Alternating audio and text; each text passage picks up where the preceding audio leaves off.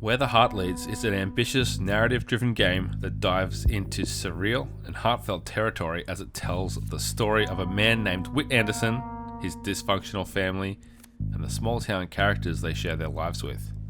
The main story covers Whit's teenage years through several decades, with often random and dreamlike sporadic progressions and visuals that resemble a Pink Floyd album cover.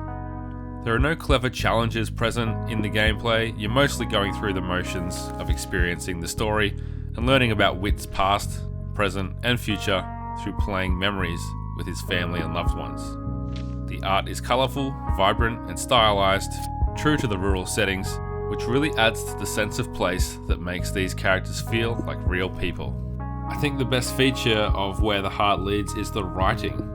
It's pretty fantastic, with plenty of genuine emotional moments, character development, decision-based branching narrative, and several plots running parallel to each other throughout the game.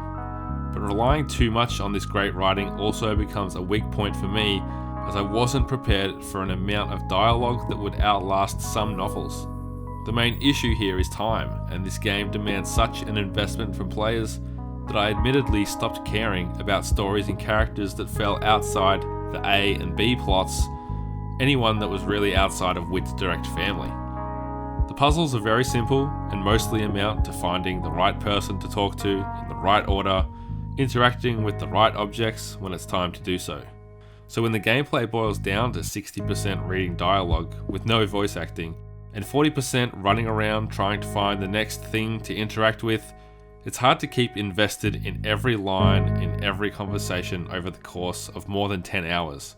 It doesn't help that there are no waypoints or quest logs, even a simple stated goal to help guide you to that next point of progression. This, along with the dense level of dialogue, just makes it feel like the game doesn't really respect your time, when the whole point is to experience this in-depth story to make choices that impact your future. It makes no sense to me to break that immersion by forcing the player to run around endlessly in search of that object or person that you need to interact with next. Honestly, as a writer, it hurts to say this, but even an engaging story with meaningful choices couldn't keep me from skipping dialogue just to see how the story ends.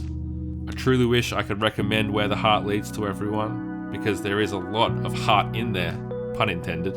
But unless you're a fan of visual novels, the sheer amount of reading and the lack of gameplay mechanics make this a hard sell for the majority of gamers I know. For more gaming content from 8-Bit, keep locked to this channel and the Hungry Gamers podcast feed.